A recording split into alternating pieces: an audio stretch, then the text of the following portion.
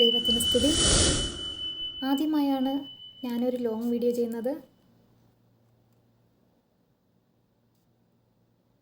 ഞാൻ ഇന്നൊരു കഥ കേട്ടിരുന്നു. ഒരു മാൻ, അതിൻ്റെ കൊമ്പുകൾക്ക് ഭയങ്കര സൗന്ദര്യം ഉണ്ടായിരുന്നു. പക്ഷേ അതിൻ്റെ കാലുകൾ എപ്പോഴും വെറുത്തിരുന്നു. മെലിഞ്ഞുണങ്ങിയ ഭംഗി ഒട്ടുമില്ലാത്ത കാലുകൾ എന്നാണ് സ്വയം അത് പരാതിപ്പെട്ടിരുന്നത്. ആ മാൻ എന്നും നദിയുടെ അടുത്ത് പോകുമായിരുന്നു. എന്നിട്ട് നദിയുടെ അടുത്ത് ചെന്നിട്ട് അതിൻ്റെ ഭംഗി എപ്പോഴും ആസ്വദിച്ചു. അതിൻ്റെ വിടർന്ന കൊമ്പുകളെയാണ് അതെന്നും ആസ്വദിക്കുന്നത്. എന്നിട്ട് മെല്ലെ അതിൻ്റെ കാലുകളിലെ നോക്കിയിട്ട് ചെറിയൊരു കുറ്റബോധത്തോട് തിരിച്ചു നടക്കും. ഒരു ദിവസം അങ്ങനെ ഭംഗി നോക്കുന്ന സമയത്ത് ഒരു ചീറ്റപ്പുലി അതിൻ്റെ അടുത്തേക്ക് പാഞ്ഞടുക്കുകയാണ്. ഇത് കണ്ട മാൻ ഞെട്ടിത്തരിച്ച് തൻ്റെ ശോഷിച്ച കാലും കൊണ്ട് തീരത്തുകൂടിയും കാടുകളിലൂടെയും വളഞ്ഞും പുളഞ്ഞും ഓടുന്ന നേരത്ത് ഒരുപാട് വള്ളികൾ തൂങ്ങിക്കിടക്കുന്ന വള്ളിയിലേക്ക് തൻ്റെ സുന്ദരമായ കൊമ്പുകൾ അതിൽ കുടുങ്ങുകയാണ്. അപ്പോഴേക്ക് ചീറ്റപ്പുലി വന്ന് മാനിൻ്റെ കഴുത്തിൽ ഒറ്റക്കടിയാണ്.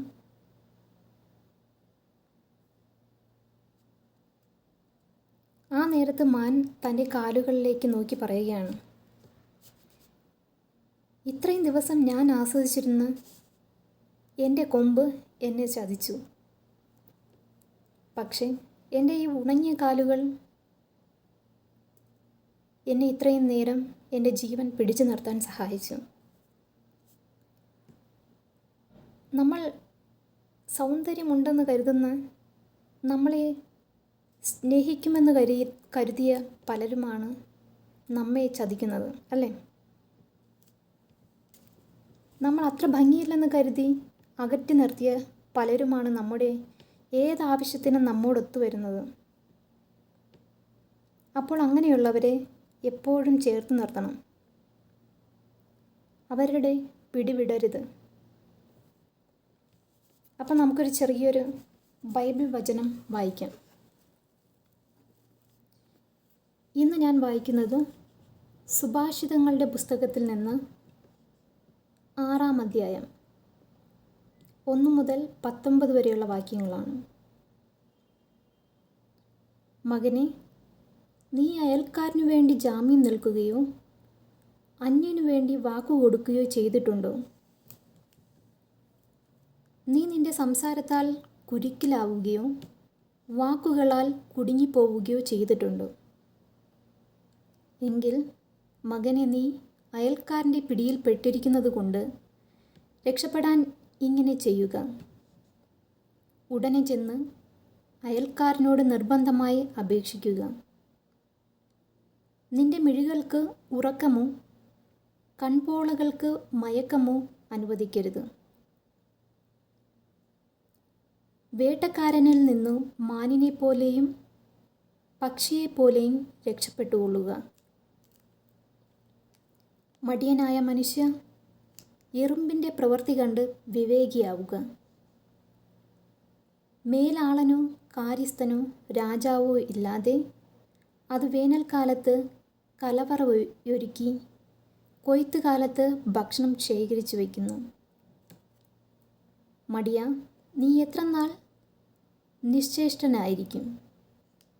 നീ എപ്പോഴാണ് ഉറക്കത്തിൽ നിന്ന് ഉണരുക? കുറച്ചുകൂടി ഉറങ്ങാം, തെല്ലുനേരം കൂടി മയങ്ങാം, കൈയും കെട്ടിയിരുന്ന് അല്പം കൂടി വിശ്രമിക്കാം. ഫലമോ ദാരിദ്ര്യം വഴിപോക്കനെ പോലെയും ദുർഭിക്ഷം കൊള്ളക്കാരനെ പോലെയും നിന്റെ മുൻപിലെത്തും. നിർഗുണനായ ദുഷ്ടൻ കുടില സംസാരവുമായി ചുറ്റി നടക്കുന്നു. അവൻ കണ്ണുകൾ കൊണ്ട് അടയാളം കാട്ടുകയും കാലുകൊണ്ട് തോണ്ടുകയും വിരലുകൊണ്ട് ചൂണ്ടിക്കാട്ടുകയും ചെയ്യുന്നു. അവൻ തുടർച്ചയായി അനൈക്യം വിതച്ചുകൊണ്ട് വഴിപിഴച്ച ഹൃദയത്തോടെ തിന്മയ്ക്ക് കളമൊരുക്കുന്നു. തന്മൂലം പെട്ടെന്ന് അവൻ്റെ മേൽ അത്യാഹിതം നിബദിക്കും. നിമിഷത്തിനുള്ളിൽ അവൻ പ്രതിവിധിയില്ലാത്ത വിധം തകർന്നു പോകും. കർത്താവ് വെറുക്കുന്ന 6 കാര്യങ്ങളുണ്ട്. 7-മതൊന്നുകൂടി അവിടുന്ന് മ്ലേച്ഛമായി കരുതുന്നു. ഗർവ് കലർന്ന കണ്ണ്, വ്യാജം പറയുന്ന നാവ്, നിഷ്കളങ്കമായ രക്തം ചൊരിയുന്ന കൈ, ദുഷ്കൃത്യങ്ങൾ നനയ്ക്കുന്ന ഹൃദയം, തിന്മയിലേക്ക് പായുന്ന പാദങ്ങൾ, അസത്യം പറഞ്ഞുകൂട്ടുന്ന കള്ളസാക്ഷി, സഹോദരങ്ങൾക്കിടയിൽ ഭിന്നത വിതയ്ക്കുന്നവൻ. ദൈവവചനമാണ് നാം കേട്ടത്. നമുക്ക് ദൈവത്തെ സ്തുതിക്കാം. നമ്മൾ ഓരോ ദിവസവും ബൈബിൾ വായിക്കുക, പ്രാർത്ഥിക്കുക, ദൈവത്തോട് കൂടുതൽ അടുക്കുക. ആ വായിച്ച വചനങ്ങൾ ഓരോന്നും മനസ്സിൽ സംക്രമിച്ച് ദൈവത്തോട് പ്രാർത്ഥിക്കുക. ദൈവം നിങ്ങളെ അനുഗ്രഹിക്കട്ടെ. ഈ വീഡിയോ ഇഷ്ടമായാൽ മറ്റുള്ളവർക്ക് വേണ്ടി ഷെയർ ചെയ്യുക. ആമേൻ.